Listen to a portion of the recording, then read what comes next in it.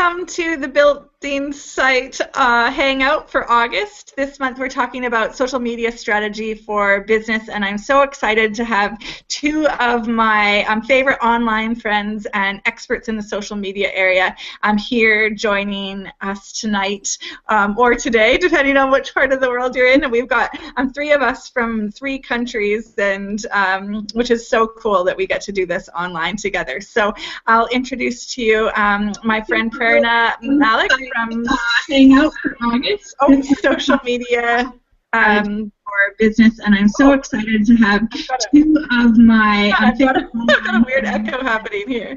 I'm here joining. I don't know why that's happening. I have nothing else open.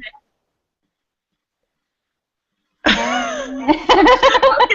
I don't really know what happened, but it's not a hangout without technical difficulties. So we'll try that again. I'm introducing my friend Prerna from socialmediadirectbiz.com, and another lovely online friend, Helen Lindop from helenlindop.com, and these ladies both have tons of expertise in the social media for business area.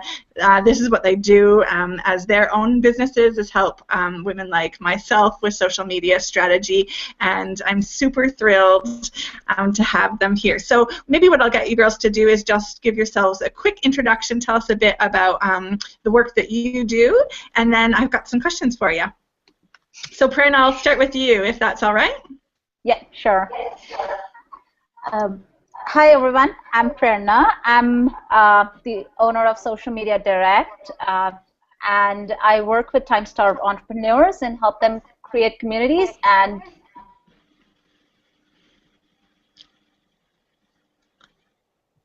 we seem to have lost Prerna. I'll see if she comes back on in a minute, and I'll swing over to you, Helen. Okay. Can you hear me? I can see Prerna moving. Okay. Are you? Oh, you're back again, Prerna. So you were frozen. We got you back, though. That's all that matters. That's good. Thank you so much. All right, Helen, do you want to let us know a bit about who you are and what you do? Yeah. Well, I'm Helen. I started out a few years ago where I met you, Karen, as a blogger of Business Plus Baby, sort of helping start their own businesses. And after a while, I had to learn social media and SEO and all the stuff you need to do when you've got a website. And people started asking me about social media, and before I knew it, everybody thought I was a social media expert. So. The shoe fit. Well, they knew before I did. So I started creating some resources, and I did some webinars, and I've got a guide to help people put together their own social media strategy now as well, and that's the sort of new direction for me in the last year. Perfect. I'm so excited to have you girls here with us. So let's get started. What I thought we'd do is I'll get you all to share some of your top tips, and then we'll leave some time at the end to answer some questions. And I'll check over in the building site, and hopefully you girls are there listening along, and you can add your questions to the building site question thread anytime, and I'll pop over and check in to ask them for you. So my first question for you girls is about management. So when it comes to things like productivity, not losing, all of your time online, managing your social media for your business, creating systems, and, simplicity, just keeping things so that they're manageable for your business. I'm wondering if you've got a top tip that you could share for the women in business who are watching for that particular aspect of social media for biz. So Prerna, I'll start with you. okay, one of my easiest ways to be productive and save time on social media is by having a calendar in place. One of the things that's really helped me, because it's not just because I manage communities for clients and for myself, so knowing what content to share and how it ties in with our overall goals is really, really helpful, and a calendar is great for doing that. Perfect. So do you set up a calendar each month and plot in all of your daily tasks? Yes. What we have is like a monthly. We have a monthly theme or a monthly strategy. So where we discuss with the client what is it that they want want to get from social media, what do they want to achieve on their different platforms, what do they want to see happening, and then based on that we have weekly calendars going out for every client. Yeah. Mm. And I imagine you're very careful about how much time you spend on each, platform doing each thing. Do you just stay focused on that task? You try not to get distracted off in in the online world? I'm sorry, Karen, I missed the first part of your question. I lost all of it. Just about staying focused. Do you sort of set yourself a time limit to stay on task for those platforms, or? When interacting and posting on those particular platforms? Yes, for certain networks, yes, and especially like for Pinterest, I have like a 15-minute time limit for myself. So I know what my goals from Pinterest are and what I want to do, on Pinterest for myself. So I set a timer, go in, pin, curate, and share, and I'm out. But for larger communities, for several clients, so it takes me time, because we're engaging with the audience. They're replying to comments. So I really can't have a time limit there. What I do have is I have a task list. So I know that I need to reply to comments, I need to like comments, I need to answer messages, or things like that. Yeah. Perfect. I love those for staying focused and staying productive online. Helen, over to you. Have you got a top tip that you can share with us about managing your social media time and space so that you can be productive? And I mean, it's about the most distracting place on the planet, isn't it? Social media. That's the problem. You can get sucked off into a million of other different things. I think for me, what I do is I always stay focused on my goal. Because if you've got a goal, you've then got a strategy leading you towards that goal, and you can ask yourself the question, is this part of my strategy, yes or no? And then you can very easily decide whether you're just messing around and wasting time and possibly having fun doing it, or it's actually going to lead you towards your business goals. So that's what I try and do. Have a goal, have a strategy, stick to it. I think having a calendar is definitely part of that. So that's a great tip. There. But I see a lot of people they're doing the chit chat thing and they're getting to know a lot of people, but it's not actually driving their business forward in any way at all. And I think that's the difference. The goal and the strategy is the difference between getting business benefit from it and just sort of making friends. Yeah, I love that. For an example of a goal, could you share something like? Maybe, for instance, I know you've done some recent stuff on YouTube. For example, what would be a kind of a goal that you might set so that you could be focused? It doesn't have to be for YouTube, but for any. I mean, because I'm at the moment I'm talking to some people about taking them on as clients from September, but at the moment it's just my own projects I'm talking about. And for me, list building. I mean, it's not the sort of older style internet marketing list building where you've just got this funnel and you shuffle people into the funnel and they get on the list. And with social media, it's a lot more complex than it used to be, because they might see Facebook and then they might see you on Twitter and then they might watch a video and then they might jump on your list 3 months down the line. So it isn't linear the way it used to be. But I mean, with me, it's how many people am I getting on my list, and how responsive are they, and how well is my landing page converting, and that's the kind of goal that I'm looking at. And I think for a lot of small businesses, it boils down to lead generation. I mean, it might be warm lead generation, so you're doing all the relationship building along the way, but if you're not getting names on a list, you're really going to struggle, I think. I think that must help too, as well, with content, which is my next question. But I was thinking that with something a specific goal like list building, that really will not just drive the way you use the platform and the time that you spend there, but also the exact kind of content that you place there, because you want them to actually take that action at some point to get on your list. So I like that idea, and I thought I'd just share. I hadn't planned to share a tip myself because I'm so excited to learn from you girls, but one of the things that I've been trying lately is to tack on some of my social media time to other tasks so that I can have them happen just at certain times of the day and not be distracted by them all day. So for instance, while I'm eating lunch, I'll go on Instagram lunch hour is my Instagram time, and I'll go on Instagram and like and comment and share some photos and kind of engage with people there. And I just know that when I sit down to have lunch that I'm going to also do that at the same time. And in the evening, once I've tucked my kids in, then I'll pop back online and do some engaging on Facebook, because that's when people are online, is after dinner. And I even have set I've set an alarm on my phone so that I don't spend too much time doing that, but trying to tack them on to something I already do and have that time be kind of a little bit more finite instead of just wandering around online all day. So that's something that I'm trying.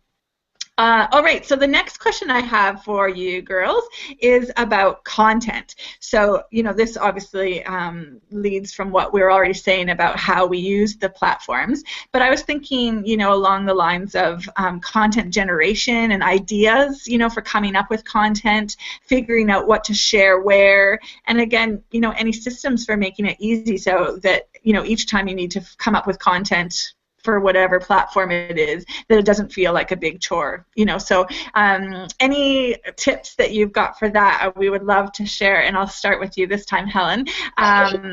What kind of strategies do you use for content?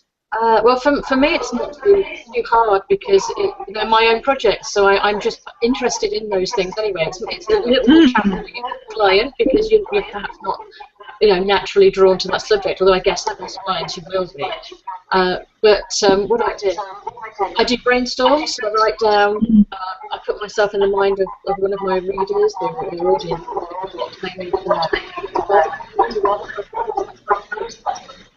I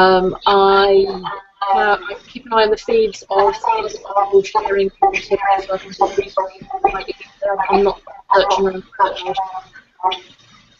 I'm getting a bit of feedback here.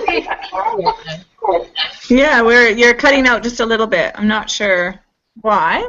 Okay. I'll keep going. We're catching it. So yeah, I'm sort of following people that share information that my audience might like as well. So I sort of feel like I'm immersed in that world. Anyway, and I have a book and Evernote, and if I have any good ideas, I just write it down, because often you get those when you're cooking dinner or it's not a good time to write a blog post or make a video, but you don't want to lose the idea. So I have an ideas book as well. I find that really useful. Awesome, I like that.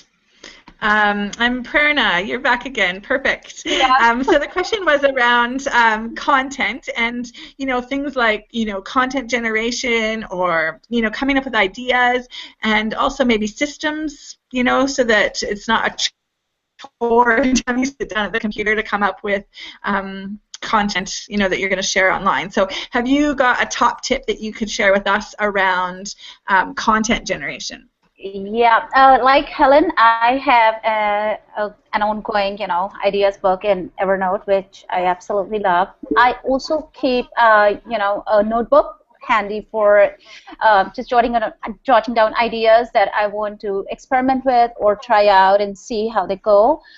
The other thing for content that really works well is seeing. It's just playing around with things and just seeing what's working well with your audience. For instance, on on 7 different kinds of posts that someone could experiment with, things like adding a bit of fun, adding behind the scenes look at a day in the life kind of things. So for me, content generation comes more from trying to understand what my community wants. First of all, seeing what resonates really well with them, and most importantly, what feels good to me to share. Things like which I would probably talk to you if I would see you. Socially in the real world are just pretty much the stuff that I would be sharing online socially as well. So yeah. Oh, I like that. I love that. That's an analogy I always think of as well. Like if I was actually hanging out with a person, sitting together and having a glass of wine or coffee or something, what would we be chatting about? And I love the way, Prerna, that you always say to keep the social in social media. And I think that's such a good reminder too, that it is meant to be social and engaging. And even if you are doing things like list building or, promoting your products and stuff, that really socials really where it begins, isn't it? Yes, absolutely. Yeah. One of the things that I've played with a bit and in various different formats is coming up with themes. So if I have, if I look at my 12-month sort of plan or 6-month plan and have a theme for each month, kind of based around the kinds of products I'm promoting or the events I'm working on, or whatever it might be, and then say for a month I have a theme and I might write 4 blog posts around that theme, one for each week, and then for each week for that theme I might break it down. Then I've got the blog post topic, and then I'll come up with social media topics, ideas for images to share, ideas for Instagram and Pinterest, and then break it down that way. So I found that that's helped me to come up with content because I have sort of a focus. It doesn't feel quite so broad. I know that doesn't always work for everybody in every business, but sometimes for people who are feeling a bit overwhelmed with coming up with content ideas, it can help to have a bit of a breakdown. And I know another thing that people sometimes will do is have like theme days even on social media. So on Mondays they post this type of content, Tuesdays they post that, and that can be helpful too sometimes, just for getting yourself organized. And do you create content in blocks? So, particularly for video, it's much easier to record 4 videos together because you've got the camera out and everything out, and you make it on and all that sort of the background done, the lights out. It's maybe more important with video than anything else, but people do that with blog posts as well. You can sit and write 4 posts in a go and schedule. Yes. Yeah, that's such a good, and I know that's a big tip, and I know that works for a lot of people to batch their content creation. I've even know people who will do that for, even batch a month's worth of social media prompts so that they've got content there and then it's ready to go, and then they can still tweak it and then can still be there live, engaging. But it just is that batching that work can be a bit of a time saver, can't it? It can. It is, yes. And if you've got the list of ideas book already, it's not hard to come up with the ideas when you've got the time to do it.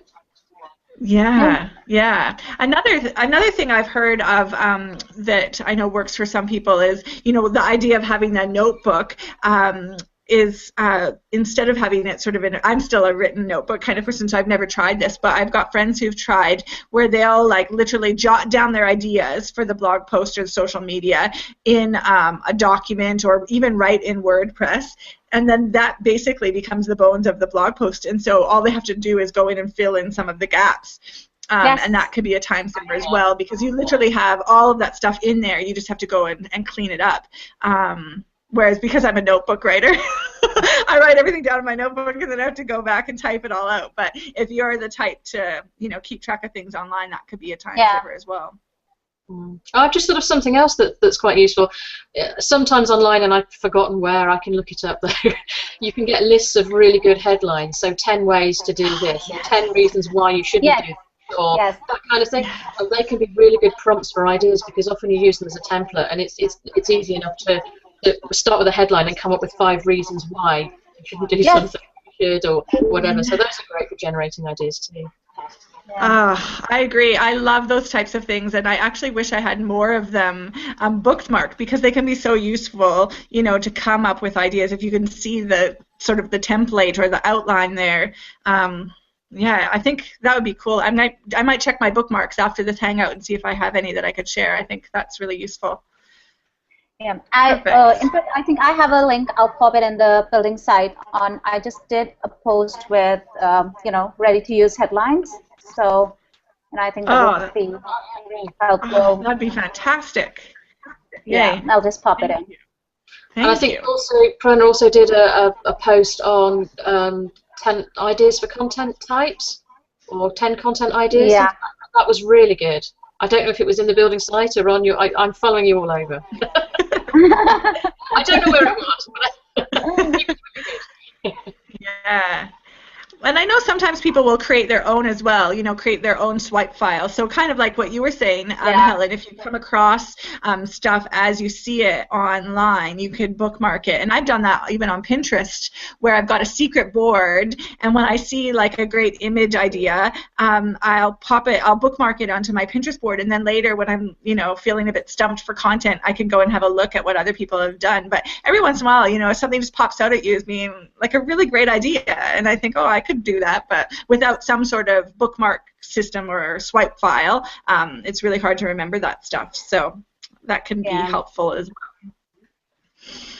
well. Perfect. So the next question I have is about engagement. So,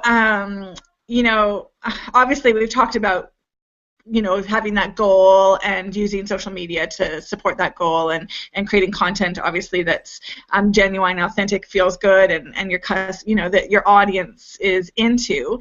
But I think we all could probably agree that there's times where it's so frustrating because we put stuff out and it seems like nobody sees it, or we're not getting much reach on it. So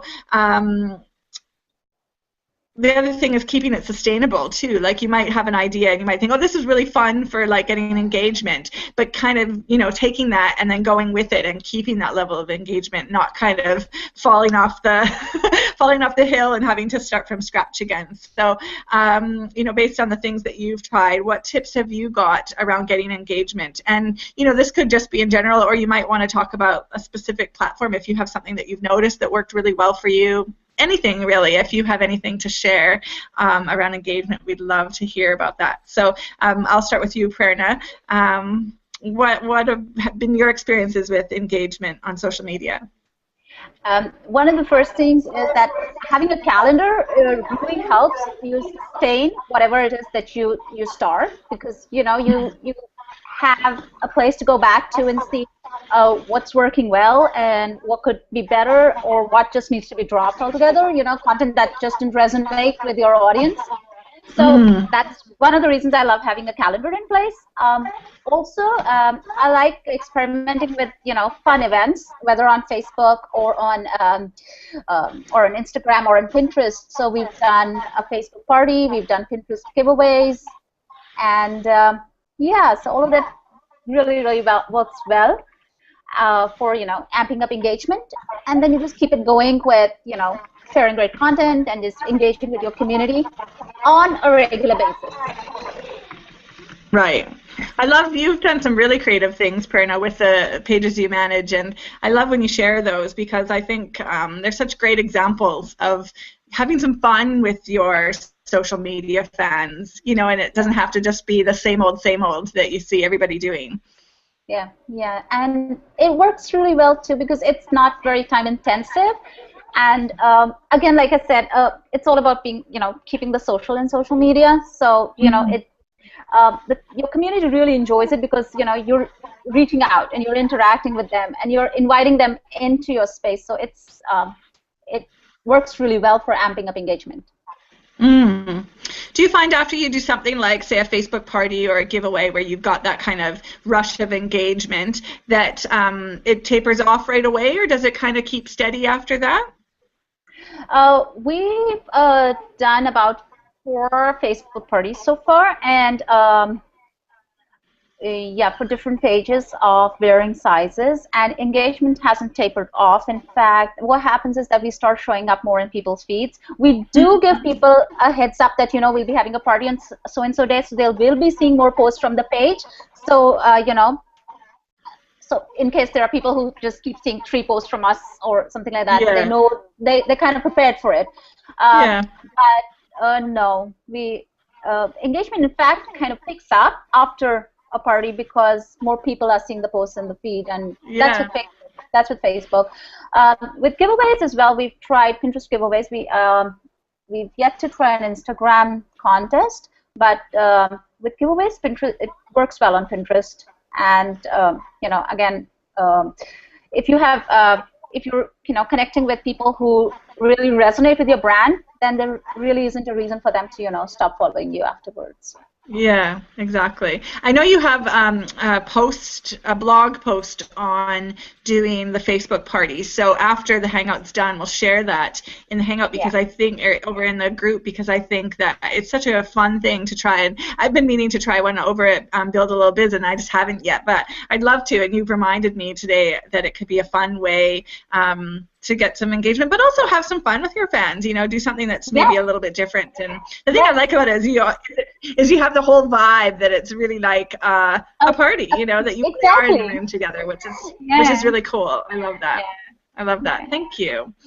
Helen, how about you? What have you found as far as engagement and keeping it So, going, sustainable? same thing. Just be real. I mean, I'm not. I am on Pinterest. I'm not a huge fan. I'm not a particularly graphic person. I'm really envious of you folks who do that stuff. But I mean, I find that the posts that get, or the content that gets the most attention and the most engagement is often when you're just being real and you're admitting you messed something up. Or like, Yeah, isn't that the truth? Like, if you want engagement, screw up about something. Everyone will tell you about that. Yeah. I mean, obviously you're not going to do that all the time, and you've got to do it a little carefully because you don't want to destroy your reputation. And if you watch the clever marketers, they tell you about when they messed up 5 years ago, not recently, don't they? So you've got to be. That is actually that's a great example of a way that you could do it, and maybe it won't feel so vulnerable as well, because that's a hard thing about that kind of. I've known for myself, like, the times where I've been really vulnerable and said, oh my god, like, I've totally messed up, and what do you guys think? And I put myself out there. I've gotten amazing supportive response. It's really good. But I like that idea of picking something maybe that's happened 5 years ago, because that feels a lot less scary. I mean, you've moved on. It's okay. Everyone's okay. But it shows that you're human, and it shows that it allows other people to be human as well, which is really cool. Yeah, and I think being human is a big part of it, because I think particularly in the women in business world, you see a lot of people who look perfect, and they sound perfect, and I found people really, because I don't look perfect. Yeah. My graphics aren't perfect, my images aren't perfect, my videos certainly are not perfect, and people seem to respond really well to that, and I think there's a real appetite there for real human beings. I think also you sort of touched on it there when we were talking about the failure. People like stories, and if you think of content as a story, a lot of the time it's really engaging. We're really wired up to be hooked into stories, so that can be really good as well. And there was I'm getting more into video. And I did, somebody dared me, I think, to do a video in my pajamas, and I did it, and it was a bit scary, but I did it, and I got the best response from almost anything I've ever done from that video. So it's kind of going against the grain, really, doing something a bit different, and because I said, we all know with women on video, the first thing you do, you look at something, God, I look terrible, my makeup's awful, my hair's awful, and I just thought, I'm going to just do it in my pajamas, and okay, I had a tiny bit of makeup, tiny bit, but not much. And people love it. So yes, being a bit different, being human, being real, and I think asking questions, what do people think, what's your experience, that kind of, so you're really asking for the conversation the whole time. You're not just broadcasting, you're really pulling people in and asking what they think and reaching out to them and seeing them as individuals. Yeah, absolutely. I think so too, and I think the other thing to kind of remember with that sort of that genuine engagement is that it does have to come from an authentic place. So like that pajama thing was a natural thing for you, and probably one of the reasons why it got such engagement is because it was just so real, and it wasn't plotted and planned. It wasn't a scheme. Because I think that there's probably some bigger brands that can get away with that kind of stuff because they have really tested it out and they just have it all down because they have huge teams working on it. But as women in business, people see through that stuff right away. So it's often, like you said, it's the stuff that kind of happens accidentally almost that that can sometimes have the most engagement. But what a perfect time to make note of what your audience digs, and then allow more of that stuff to happen. Yeah. One of the things I've noticed that gets a lot of engagement for Build a Little Biz is when I ask a question, what do you think of this, A, B, or C? And I've done it with, coming up with names for products and logos and all sorts of things. But people love to share their opinion. They like to share, and they also like to offer advice. So when you ask, if you have, and again, as a genuine thing, but I think part of it is letting go a little bit of the need to have everything figured out, and that we're supposed to be professional and we should have this already figured out. We shouldn't be asking, about this stuff. But if you let that go and just let your audience be part of that, that can be fun for engagement as well. Yeah. So something else I've tried is I've not gone out to too many networking meetings in the last few years because I've had kids and that sort of thing, but I've been to a few, and I thought, well, online, I am just going to be the same person you would see in a networking meeting, and these are quite the kind of solopreneur networking meetings, not the really serious, ones, the much more relaxed ones. And I try and be that. So I've tried to turn my website and my blog into sort of me, but online. You see what I mean? Rather than having a professional front on the front of me. It seems to work quite well. It's a difficult one to balance because you don't know quite how much of yourself to give away online, because it definitely is different from meeting someone face to face. But if you can do that, I think that helps a lot. Yeah, I think that's so true. And I think there's something very jarring about, once you meet people in real life instead of online, if they're not as they appear to be, it's very jarring, and that can be a way that really turns people off. So I think even if you might never meet your customers in person, if you are who you are online, just as you would be if you were with them in person, that's the key thing. That's where that feeling of authenticity comes from, because I don't know. It's happened to me a few times in the past year, just being at events where I've been like, wow, this is not all what I expected. And it's jarring. I mean, even if it's not in a bad way, it still kind of leaves a weird taste in your mouth where you're like, well, what was all that stuff online? That's not who you are. So. Yes. No. In fact, that's per the discussion that we were having in the building side about about being in groups and kind of feeling like on the outside.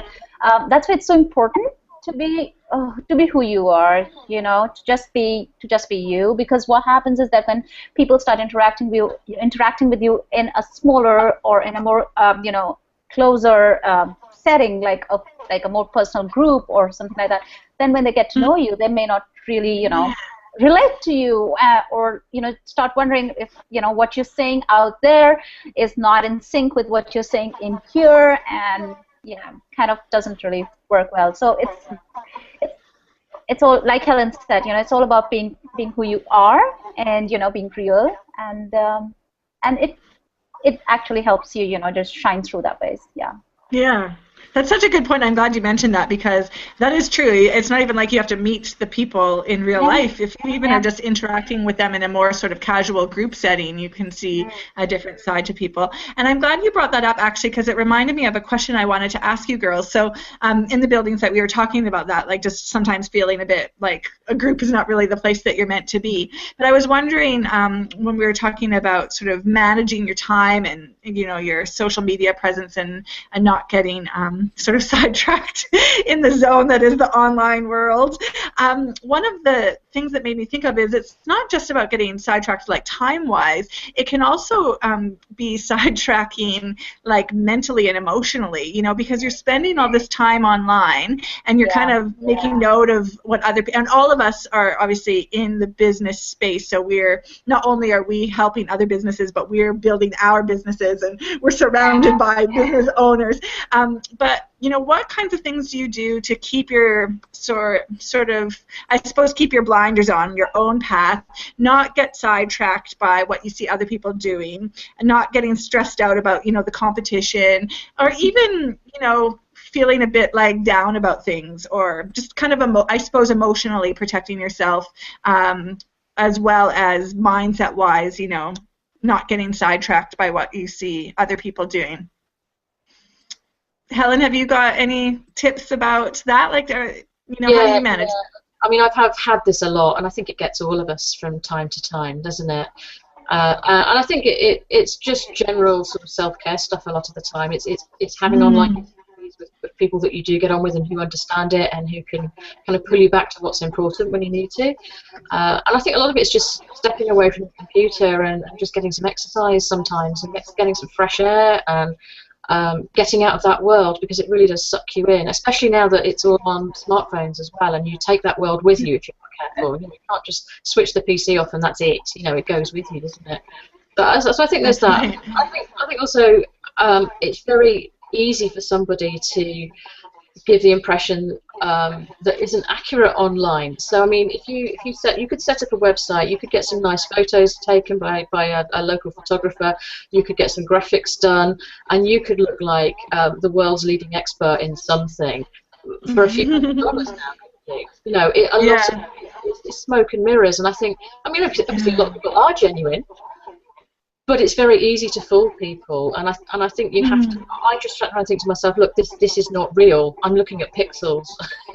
This may be not be real, but I can't let it rule my life, because you know, it's not reality. It's a different kind of reality, and just sort of step away from it. Yeah, I love that. This is not real. This is pixels. Oh my gosh, I'm gonna write that on beside my computer screen. Like your tattoo, isn't it? Not that you've got one, I don't think. But, you know, it's not a tattoo. It's not real either. Yeah. Exactly. Well, and it reminds me of that phrase, you know, that you can't compare your behind the scenes to someone else's highlight reel. Exactly.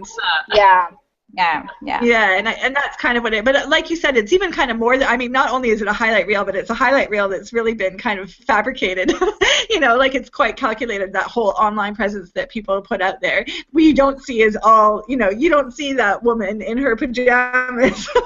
You know, you don't see her struggling with the sound on a Google Hangout. You know, so I think that it's just so important to remember that everybody has that time. It's just that some of us, you know, share that with the world, and some people are just have that polish on all the time. And I love that. It's just pixels. I'm going to totally remember that. Prerna, how about you? How do you manage, you know, keeping your eye on your path and you know, protecting yourself from some of the negativity that can come about from spending a lot of time on social media? Yeah, I spend a lot of time on social media. I'm actually on Facebook pretty much from 4 in the morning till, you know, like, pretty late at night.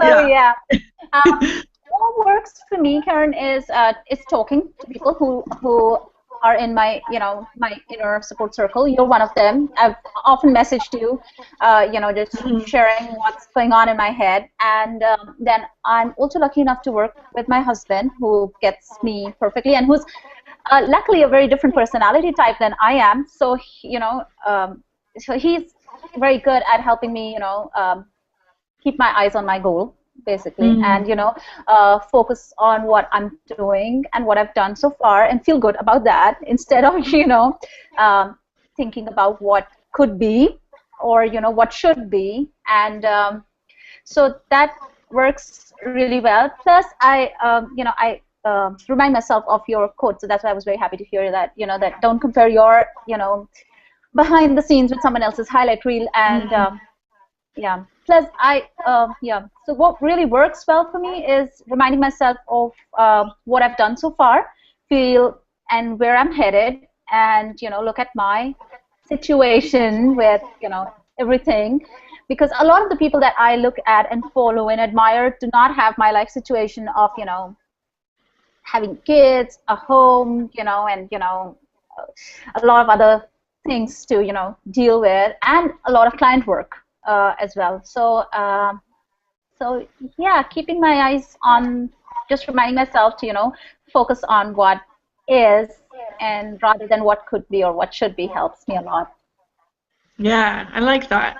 I think that's really important. And one of the things that I will I've got the echo again.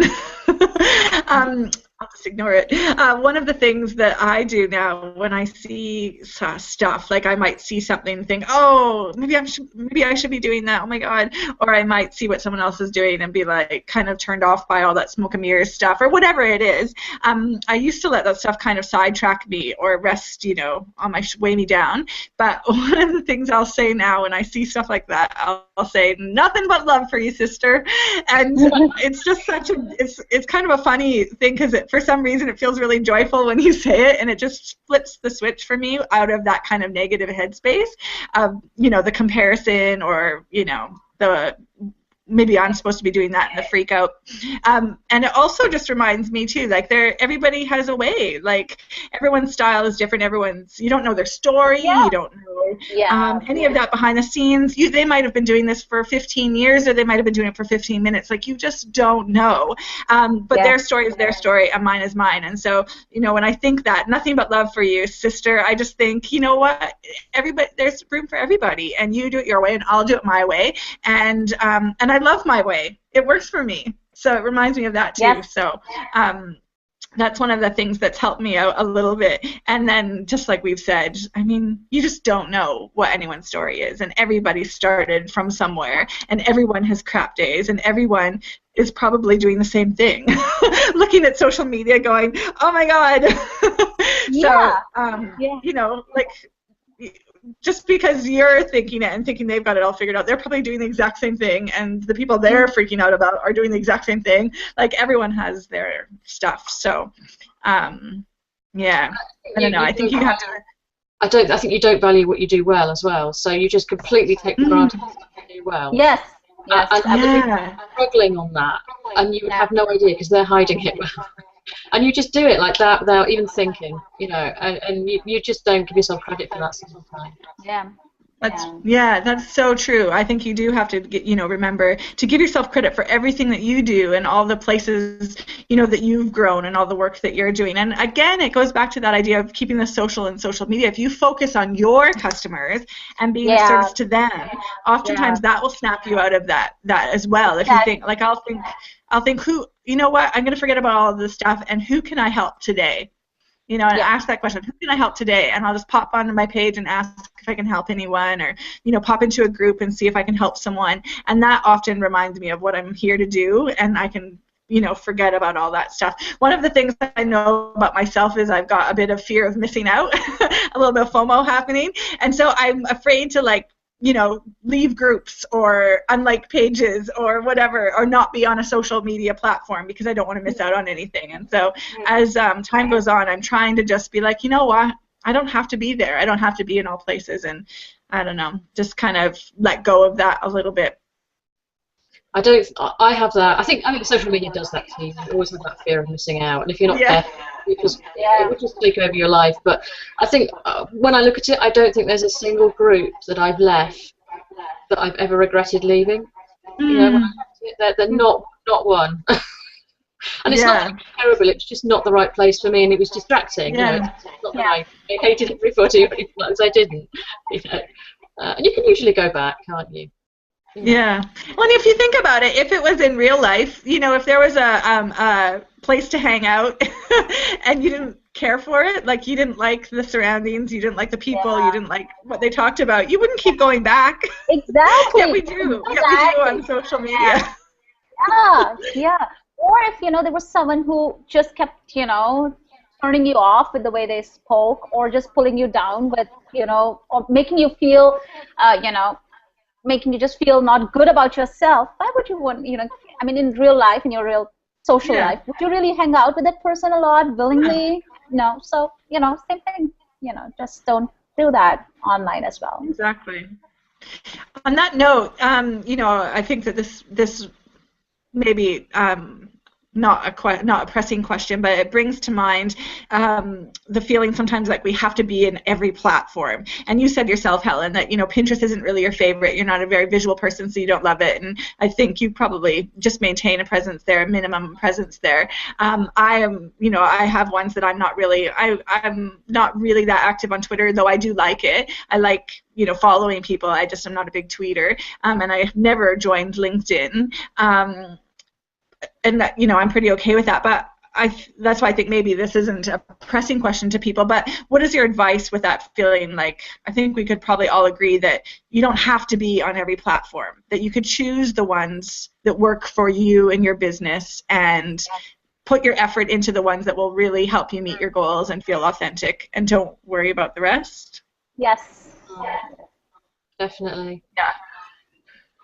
And I think you'll get much more traction if you really focus in on one or maybe two, compared to just trying to be everywhere, especially in the early days. I think because most of us have been on social media for, 5 years or so, and we've probably got a much bigger sort of footprint than a very small business owner would have. And I think that's it. It's easy to look at people who've been doing it a long time and a lot of it, and think you've got to be the same, but you haven't. And also not only go to the platforms where your people are hanging out, go to the platforms where your people are active. So you may have the same group of people on, not group, that's the wrong word. You may have the same audience on LinkedIn and on Facebook, but they will be doing much more sort of loose, relaxed conversations on Facebook and much more serious professional conversations on LinkedIn. And depending on your business, you're probably going to get more traction on one compared to the other, even though they're the same people, just because it's a different sort of environment to be in. It's all quite important, yeah. Yeah, I think that's so true. And Prerna, would you find the same thing, that it's okay to not be in every place at one time? Oh yes, absolutely. Like Helen said, since we've been on social media for now 5-6 years, we have a big social media footprint. For instance, I'm pretty much everywhere, so including LinkedIn and now Instagram. But my reasons for being there are very clear. So if you have a good reason for being on a particular social media network, and if you really resonate with it, and you find that that the people you want to engage with are there as well, then go for it. But I wouldn't recommend being on every social media network and then not having a decent enough presence over there by not engaging or by not interacting. It's not enough to just create a profile and put up a logo over there. You need to you need to be there, or or it's no point. Yeah. That makes so much sense.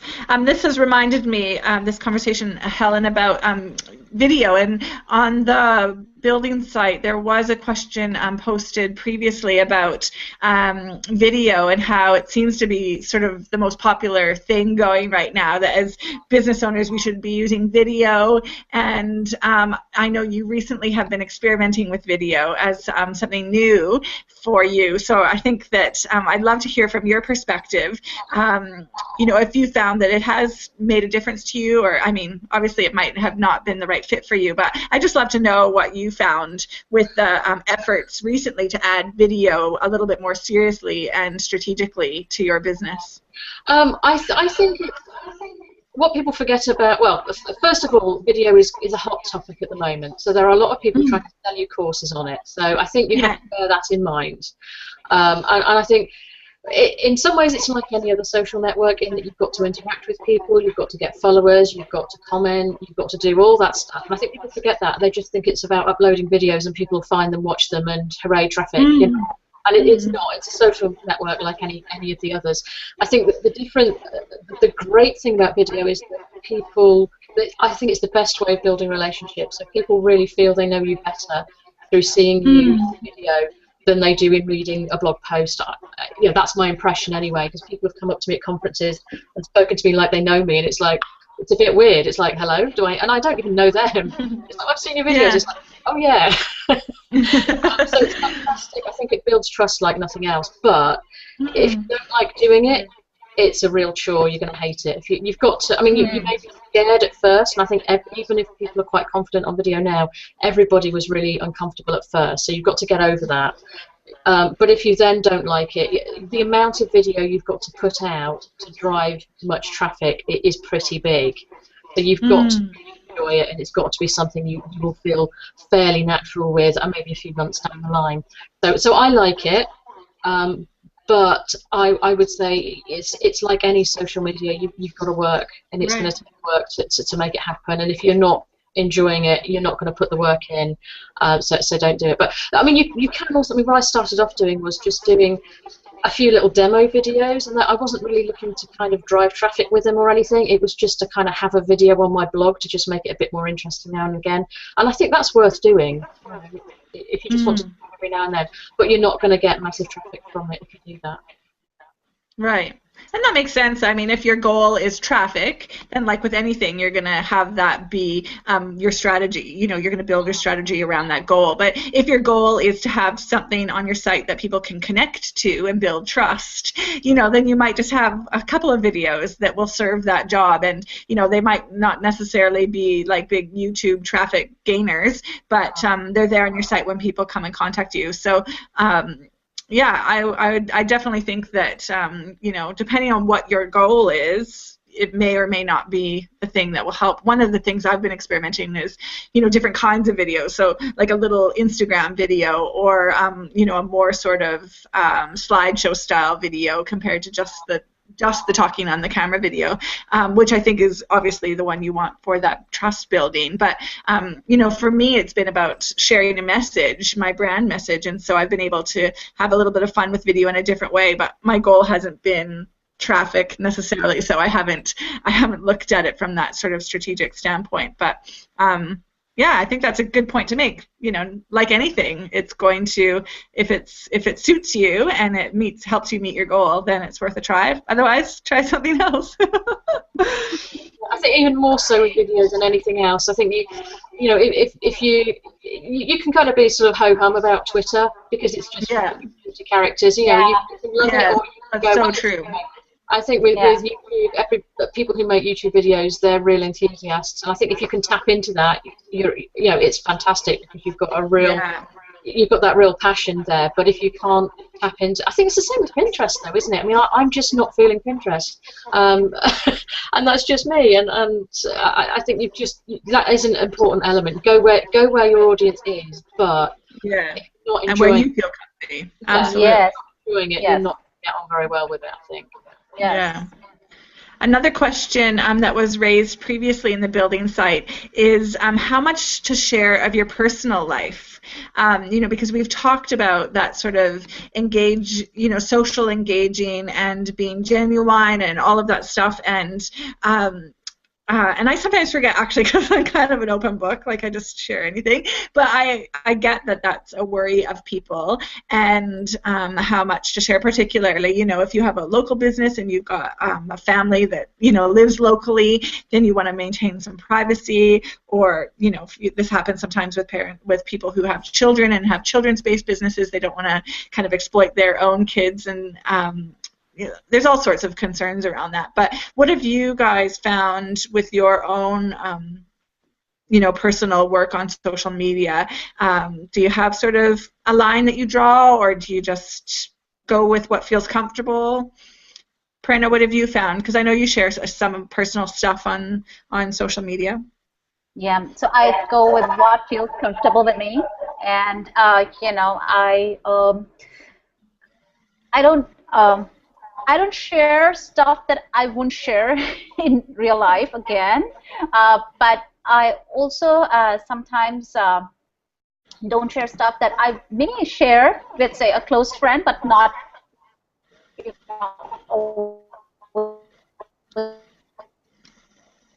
the community. So I or when I'm sharing, you know, something that, you know, I'm doing at home. So I just keep go with the gut, basically.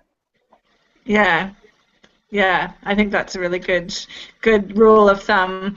How about you, Helen? Have you had any experience with, you know, that question? Quite early on, because I started off as a mum business blogger, and so that was kind of on the edge of mum blogging, and a lot of mum bloggers, they share everything. I mean, stuff that you think, oh, I wouldn't share that, you know. Oh, and I didn't want to do that because I I mean, there's things I'm a fairly sort of private person in a way. I mean, there's some things I'll share and other things I just wouldn't want online because I just know once it's online, it's there forever. You've got no control over it. And so I think what I did was it was mostly trial and error for me. And I sort of drew a line around what I wanted, what I didn't want to share. So I've got a very clear idea in my mind. But it maybe took a couple of years to get comfortable with what I was happy to share and what I wasn't. So I don't share photos of my kids because I think that's I used to work in IT, so I'm a bit more aware of security than average, I think. So I don't share photos. I don't give my kids names too much. And if I write about my experience of running a business around kids, it's my experience. I don't bring them in because also I don't feel it's fair. I don't feel that they've got consent. You know, because I'm going to look back when they're older and go, well, you shared my entire childhood with the world and I never got a say in it. That's just a personal thing. I mean, I know some people are fine with that, you know. So that's just the way I've decided to draw the line. But I think you can share a lot about your personal feelings, or like think about failure, like wearing pajamas, like all that silly stuff. You can do all that stuff that makes you a human being. You can share all that, but you can do that without giving away photos of your kids, without giving away your address, without even giving away the town you live, the neighborhood you live in. So you can actually give a lot of personality away, but without talking directly about your family or giving away true personal information, like I said, your address, that kind of thing.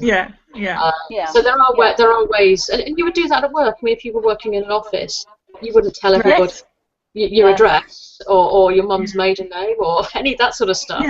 You're a three-dimensional person, wouldn't you? I like the way that you mentioned that it took some trial and error too, and I think that's a main thing to remember. Like with any kind of marketing, but with social media in particular, you know, it really is about trying stuff and seeing what feels right, seeing what connects with people, seeing if that's how you want to spend your time, and you can change it. You know, you don't have to keep doing it that way just because you started that way. So I think that's a good reminder, no matter what. Just quickly, we're nearing an hour, but I wanted to ask. There was one other question that's come up, and that is. You know, we mentioned being in the places where your tribe is not only just hanging out but engaging. Do you have any tips for how to kind of figure that out? Like, how do you know where your audience is hanging out online amongst all of these social media choices? Prerna, do you have an idea about how someone might kind of hone in on that? A few of the things that really worked for me and for for clients who are just starting out as well is asking your existing audience, you know, and just figuring out, because when I started the Mom Rights, I was only on Twitter. You know, I just started with Twitter and I loved it, and I made some great connections and really enjoyed being on Twitter. But then in one of the surveys I did with my readers, a lot of them mentioned being on Facebook as well, and I joined Facebook fairly late, you know, like I think probably a couple of years ago, maybe, you know, or so. And so asking, you know, really helps. Also knowing who it is that you're serving and who it is that you want to connect with, and you know, just checking out their websites and seeing where are they hanging out and where are they really active. Because a few of the mom bloggers that I was following earlier on were now just maintain a presence on Twitter but don't really engage on Twitter, whereas they're different on Facebook and Instagram. So, you know, that's where I am now, you know. And so yeah, knowing who you're serving, knowing, asking your readers or asking your customers, and also finding out what really resonates with you as a network. For instance, LinkedIn never really resonated with me as a network, so, you know, I didn't really take to it much. But yeah. I like that. One of the things I've noticed sometimes people will do, for instance, on Facebook, is say, oh, you know, I've just joined Instagram and I'm looking for people to follow on Instagram. Are you on Instagram? You know, if you are, I'll follow you. And then you can kind of see how many people put their Instagram profile up for you, and if it's kind of like nothing, then you could probably be pretty sure that your customers aren't there. But you know, on the other hand, you might get a lot of people, and then not only do they feel like, oh my gosh, she's following me, but now you're having a new way to connect with your readers as well. So that's one other way that you could ask is just sort of put it out there like, oh, I'm just kind of, new here and I'm wondering what else, who to follow sort of thing. How about you, Helen? Yeah. Have you got any tips on figuring out where your audience is really spending their time so that you can make sure your social media is a little bit more productive? Yeah, well, I think if you can go in the real world and see what they're doing on their smartphones, that helps, and ask them what they're doing. And also, I think people forget sometimes that social media is a team sport, and I've seen that with a lot of bloggers. And if you can go and find somebody with a community that's got a similar community to the one that you would like to create, and just see where they're active. So it might be. It might be they're quite active on Instagram. It might be that they are more into Facebook than they are into Twitter. And you can just, I'm not saying be cynical about it and steal their people at all, because that does happen. Yeah. Just get a feel for what people are talking about, what they're interested in, and maybe you can see where the gaps are and where you have something to offer that isn't currently available to people. So I think just good old-fashioned research online can be quite helpful.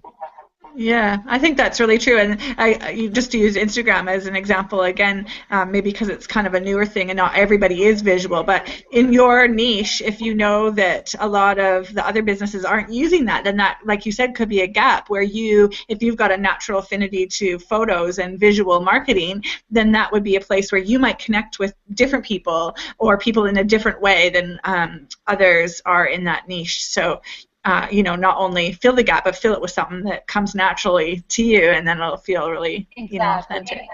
Yeah. Thank you so much, girls. I think we'll close it up. I just wanted to ask just one last quick question before we go and give you the opportunity if you wanted to share, if you had anything else, anything really sort of that you wish business owners knew about using social media online, or something, cool that you really want to share, or one final thought, if there is a way to sort of close it off. Helen, how about you? Have you got one last thing that you wanted to mention? Yeah, I mean, I think there's so many bright, shiny objects on social media. There's so many platforms. There's so many things you can do with it. It's so distracting. And I think what you have to do is the same thing as I said at the beginning, really. You have to go back to the really kind of a bit unsexy stuff, really, and say, what is my goal? What am I doing here?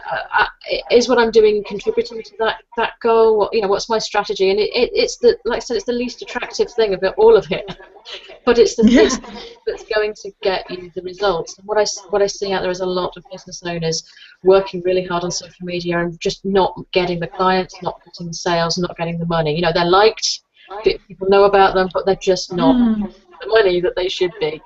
So I think just strategy is the thing, and it's the less fun bit, but you've got to do it, otherwise you're just wasting your time, really. Yeah, I love that. Thank you so much. Prerna, how about you? A last tip or a last thought to leave us with? One of the things that we've been trying out and doing a lot of is not just putting out, don't just keep sharing your own content, but also keep sharing, great content that you come across, and that works really, really well. One, because it keeps you in the loop with what's going on in the industry. Most importantly, it helps your customers know that you're the go-to person for whatever it is that you may be doing. They do, curating and sharing great content is very important. It's like, just again, you find something great, so you want to share it, and that's what you should be doing on social media. Yeah, I love that. It's a great reminder, actually, to keep the social in social and to share other people's content as well. Do you have kind of a mix? Like, do you have sort of an approximate percentage that you do on the pages, that your own page and the ones that you manage?